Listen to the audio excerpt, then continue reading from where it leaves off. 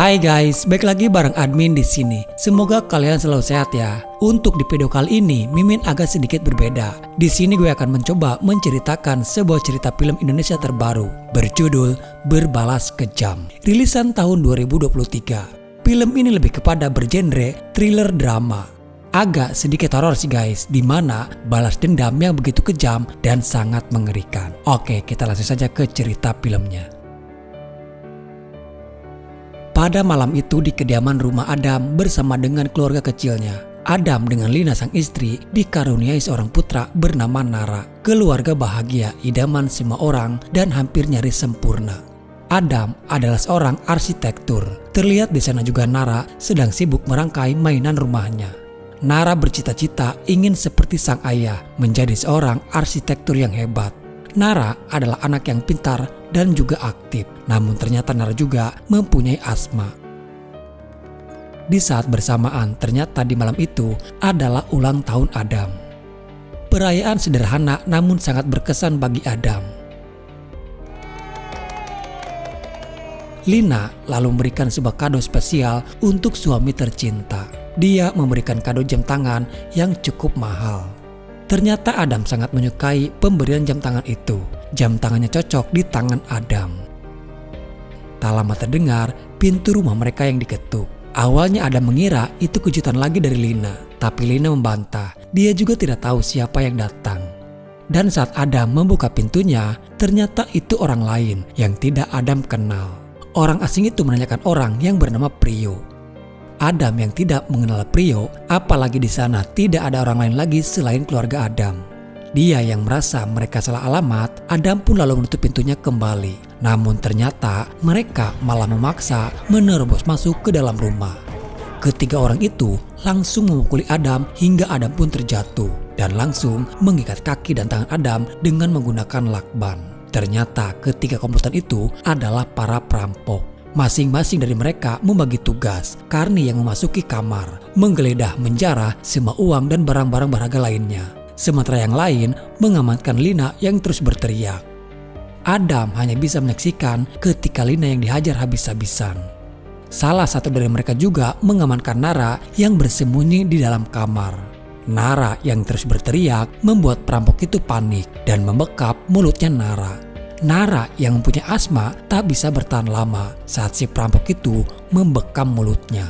Dan tak sengaja si perampok justru malah membunuhnya. Mereka pun terkejut saat melihat Nara yang sudah tewas. Karena kejadian ini di luar rencana mereka. Lina yang kembali bangkit lalu menikam Karni dengan pecahan beling. Dan mengenai tepat di salah satu matanya. Naas, Lina pun tak bisa bertahan lama dan tewas karena luka tusukan di perutnya. Adam yang tak berdaya hanya bisa menyaksikan kengerian yang terjadi kepada orang-orang tercintanya.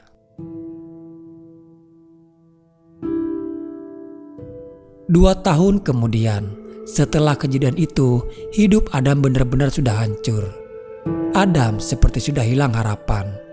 Kehilangan orang-orang tercinta menjadi pukulan terberat bagi Adam. Adam benar-benar berada di titik terendah dalam hidupnya. Kesedihan yang mendalam dan amarah seperti sudah mendarah daging di dalam tubuh Adam. Sulit bagi dia untuk bisa melupakan kejadian itu. Seiring berjalannya waktu, Adam perlahan mulai membuka diri, mencoba menyembuhkan diri dan kembali masuk bekerja. Tapi sepertinya tak mudah bagi Adam untuk bisa kembali hidup normal. Di satu sisi Adam juga butuh kerjaan itu. Dan meminta kepada Kian sahabatnya sekaligus atasan Adam di kantor. Untuk memberikan lagi dia waktu agar Adam bisa fokus dalam pekerjaannya. Untung saja Adam mempunyai seorang sahabat sejati. Kian tahu kondisi keadaan Adam saat ini. Dia juga tidak mungkin memaksakan Adam untuk terus bekerja. Kian lalu memberikan sebuah kartu nama untuk Adam menemui dokter psikiater. Kian berkata Adam harus menemuinya. Walaupun Adam sebelumnya sudah pernah mendatangi berbagai macam dokter psikiater. Tapi untuk dokter yang satu ini, Kian yakin dokter itu bisa membantu Adam. Jujur saja selama 2 tahun ini, Adam menjalani hidup dengan kesendirian. Selama itu pula, Adam tersiksa dengan luka dan kesedihannya. Dalam setiap lamunan ingatan itu selalu muncul kembali. sebenarnya ada rasa keinginan Adam untuk melupakan kejadian di masa lalu. Adam berpikir gak ada salahnya kalau dia mencoba untuk menemui dokter psikiater itu. Singkatnya, bertemulah dia dengan Amanda, dokter psikiater yang disarankan oleh Kian. Adam, silakan duduk. Adam aja. Cara Amanda mentreatment Adam memang berbeda. Amanda tidak lantas langsung ke inti permasalahan Adam. Amanda membiarkan Adam senyaman mungkin untuk bisa berbicara dengannya dan hanya bertanya yang ringan-ringan saja. Sembari Amanda juga memantau kondisi psikisnya Adam, separah apa Adam mengalami traumanya itu.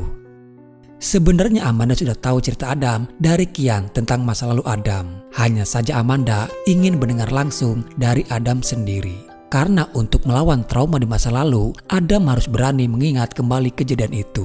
Walaupun berat, tapi akhirnya Adam pun mau dan mulai bercerita banyak dengan Amanda.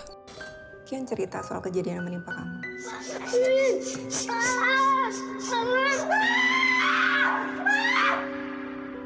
Tapi menghadapi dan mengatasi trauma itu tanggung jawab kamu. Setelah pertemuan pertama selesai, Adam kembali pulang ke kantor. Lalu dia pun memesan taksi online untuk menuju ke kantornya. Dalam perjalanan terjadi percakapan antara Adam dengan si sopir. Diketahui sopir itu bernama Frankie. Setelah beberapa saat, Adam yang melihat kaca spion seperti mengenali wajah si supir itu. Dan saat dia melihat ke arah tangan si supir, ada sebuah tato di tangannya.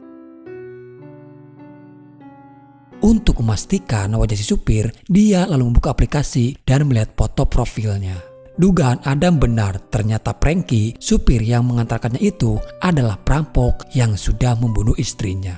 Di tengah perjalanan, Adam mengalihkan rute dan meminta kepadanya untuk melewati jalur yang berbeda dengan beralasan kalau biasanya di depan suka terjadi macet. Entah apa yang ada dalam pikiran Adam saat itu, tapi Adam sengaja mengalihkan ke jalan yang menuju ke rumahnya Adam terdahulu. Si Frankie baru tersadar dan teringat pada kejadian terdahulu saat melewati jalan Kamboja. Dan dia baru tersadar kalau penumpang yang dia bawa adalah ayah sekaligus suami dari anak istrinya yang sudah mereka bunuh. Masih ingat sama saya? Adam lalu mencekik Frankie dengan sabuk pengaman itu. Hingga akhirnya Frankie pun tewas. Adam lalu membawa mobil dan si Frankie ke sebuah tempat yang jauh dan juga sepi. Dia juga menghapus semua sidik jari untuk menghilangkan jejaknya dan membawa handphone dompet milik si Frankie.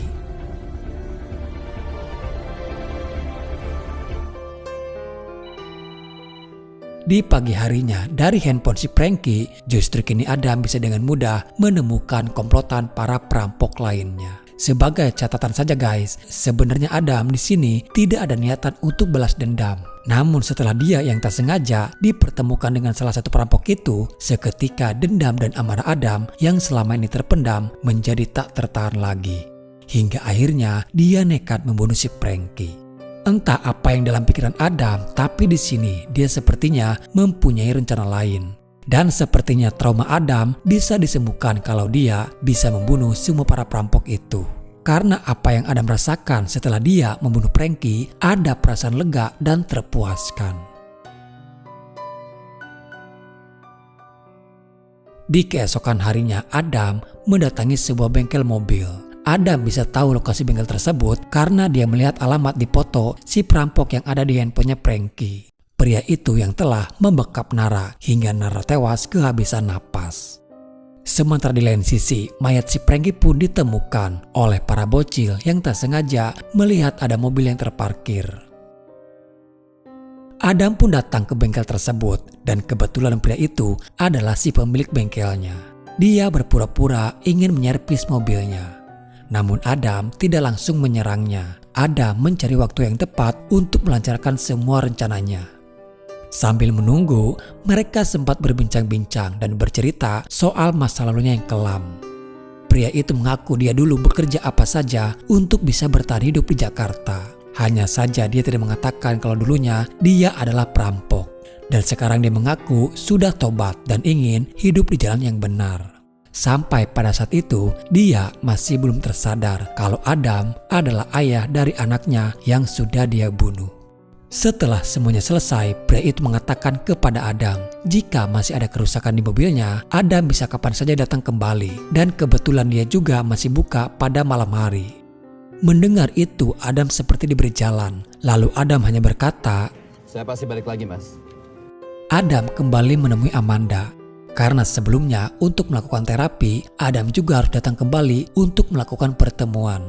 Disinilah momen menyedihkan ketika Adam menceritakan saat bahagia bersama keluarganya. Coba aja dulu. Kalau kamu mulai ngerasa gak nyaman, kita tinggal berhentiin sesi ini. Istriku namanya Lina. Anakku namanya Nara. Umurnya 8 tahun. Anak yang super aktif. Gak bisa diem. Kamu kalau udah gede menjadi apa, Nak?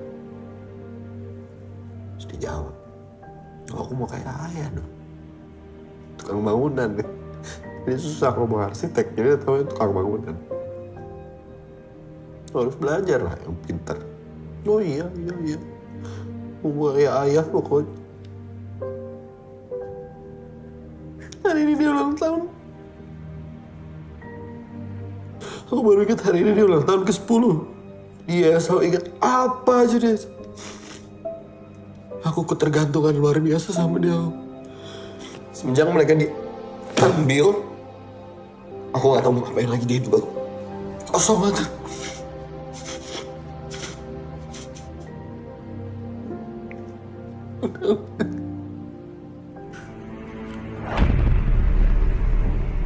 Di keesokan harinya, Adam sempat mampir ke toko bangunan. Dia membeli palu, pralon, lakban, dan juga tang penjepit. Adam benar-benar sudah dikuasai oleh hawa nafsunya sendiri. Dia datang pada saat malam hari, di mana di bengkel hanya ada pria itu sendirian.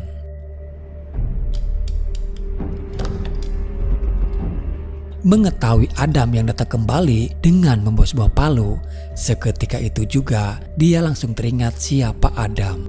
Walaupun dia yang sekarang mengaku sudah tobat dan tidak lagi melakukan kejahatan, namun apa yang sudah dia lakukan tak bisa termaafkan.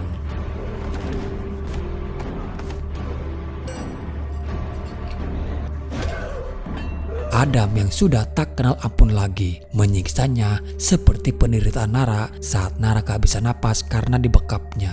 Adam mengikat mulutnya dengan lakban lalu dipasangkan sebuah pipa pralon.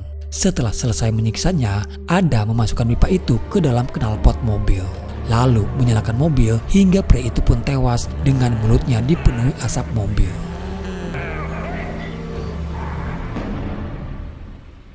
Setelah apa yang sudah dia lakukan, kondisi keadaan mental Adam bisa pulih dengan cepat sekarang.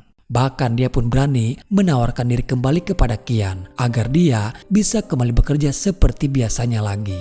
Walaupun Adam belum 100% pulih, tapi melihat kondisi Adam saat ini lebih baik daripada beberapa waktu sebelumnya. Adam mulai menata hidupnya kembali yang sempat berantakan. Lalu Adam pun menemui kembali Amanda. Walaupun sebenarnya mereka tidak ada janji untuk pertemuan, tapi Adam memang sengaja ingin bertemu dengannya untuk meminta maaf dan berterima kasih karena sudah membantunya. Hingga terjadilah pembicaraan secara intens di antara mereka. Diceritakan kalau Amanda juga sebenarnya adalah seorang yang kesepian. Dia juga kehilangan kedua orang tuanya yang meninggal karena kecelakaan. Dan semenjak saat itu, dia hidup berdua bersama dengan kakaknya. Namun kakaknya Amanda jarang sekali pulang. Dia yang selalu pergi keluar kota. Dan seiring berjalannya waktu, mereka yang sering bertemu, mulailah ada rasa cinta yang tumbuh di antara mereka. Polisi yang menyelidiki kasus pembunuhan kepada Frankie dan si pemilik bengkel itu mulai menelusurinya dan sampai kepada Adam. Pagi itu polisi datang ke rumah Adam. Mereka ingin menanyakan beberapa pertanyaan karena Adam terdeteksi sempat memesan taksi online pada saat malam kejadian. Adam yang panik, tapi untungnya Adam bisa menutupi kepanikan itu dengan tenang. Polisi mengatakan kalau sebenarnya ini kasus gelap yang pada akhirnya polisi juga akan menutupnya karena para korban yang terbunuh adalah buronan polisi yang selama ini dicari. Ketenangan Adam terusik kembali setelah polisi mulai menyelidikinya. Dengan segera, Adam membersihkan semua barang bukti yang ada. Di lain sisi, polisi menyelidiki lebih dalam dan membuka berkas-berkas kejadian terdahulu. Ternyata baru diketahui kalau korban yang terbunuh memang masih ada kaitannya dengan keluarga Adam. Para korban adalah orang yang dulu merampok dan membunuh istri bersama anaknya Adam. Namun polisi belum mendapatkan bukti yang kuat apakah Adam yang membunuh mereka semuanya. Suatu hari Amanda mengundang Adam untuk datang ke rumahnya. Amanda janji akan memasak sesuatu yang spesial untuk Adam. Lalu siang itu datanglah Adam ke rumahnya Amanda. Secara kebetulan pada hari itu juga kakaknya Amanda ada di rumah. Setelah sekian lama dia menghilang. Dan betapa terkejutnya Adam saat mengetahui kalau ternyata kakaknya Amanda adalah Carney, pria yang dulu merampok rumahnya Adam.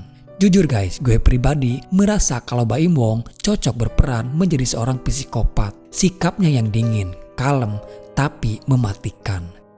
Perasaan campur aduk yang Adam merasakan saat itu. Di lain sisi dia juga masih menutupi kepada Amanda apa yang sebenarnya sudah dilakukan oleh Carney. Adam berusaha untuk menahan diri dan bersikap seolah-olah tidak terjadi apa-apa. Mereka pun banyak cerita di meja makan. Kalau misalkan abang jalan sama kamu, itu kayak biji. Carney berterus terang kepada Adam kalau dirinya menghilang karena baru saja keluar dari penjara. Seketika suasana pun menjadi berubah. Amanda yang merasa tak enak hati kepada Adam. Tapi selain mantan penjahat, ternyata Carney juga jago dalam memasak. Carney mencoba mengenal jauh siapa Adam. Carney juga sudah tahu sedikit dari Amanda kalau Adam yang kini sudah menduda. Air mata Adam mulai menetes seperti sudah tak tahan lagi dengan amarahnya yang mulai memuncak. Aku ada janji sama orang. Lanjut cerita, polisi masih menelusuri jejak Adam dan menemui Amanda di kantornya. Di sini Amanda menjadi tahu dari polisi apa yang sedang terjadi dengan Adam. Polisi itu juga sedang mencari informasi tambahan.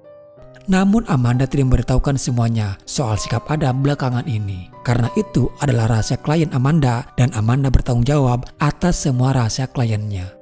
Amanda pun mulai khawatir, takut kalau memang Adam yang telah membunuh mereka. Lalu dia mencoba memutar kembali beberapa rekaman pembicaraan dia dengan Adam beberapa waktu yang lalu.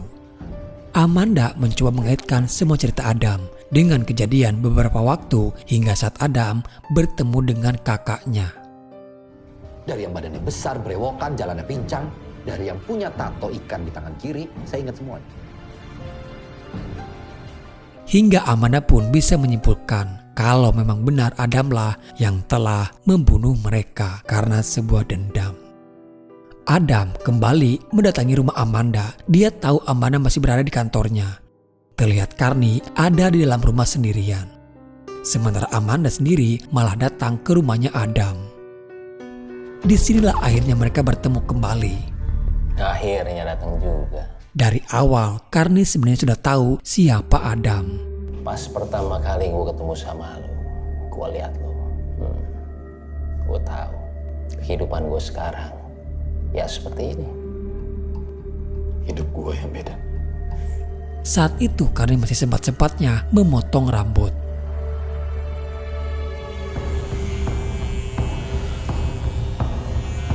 Dan kembali lagi menemui Adam dengan kepalanya yang sudah botak. Carney melakukannya agar Adam bisa merasakan kembali aura pada saat tragedi malam itu.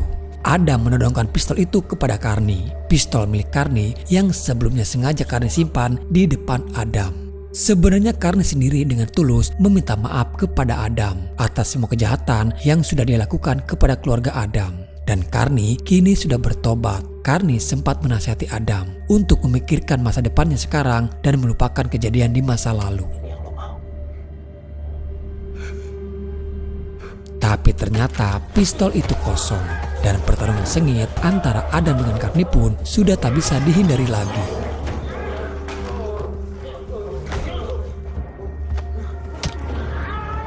Tapi pada akhirnya Carney pun yang harus terjatuh. Adam mengikat Karni dengan lakban seperti apa yang dulu pernah Karni lakukan kepada Adam. Dan saat Adam yang akan menghantam Karni dengan palu, tiba-tiba terdengar suara anak kecil yang memanggil ayah. Ternyata itu adalah anak dan istri Karni. Seketika Adam mulai luluh dan tak kuasa jika harus membunuh Karni di depan istri dan anaknya. Karni menangis meminta kepada mereka untuk pergi dari sana dan memohon kepada Adam untuk jangan melukai mereka.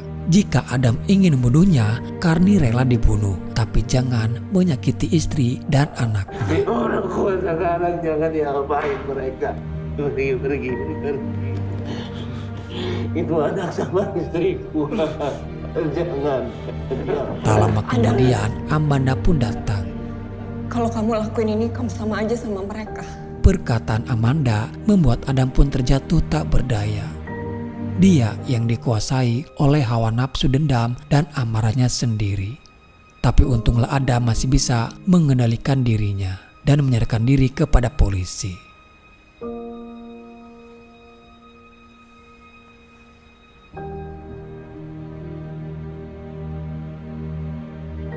Begitu juga Karni yang kembali ditangkap atas kejahatan Karni di masa lalu yang membunuh istri dan anaknya Adam. Dalam perjalanan, Adam yang tiba-tiba tertawa sendirian setelah apa yang sudah dia lakukan.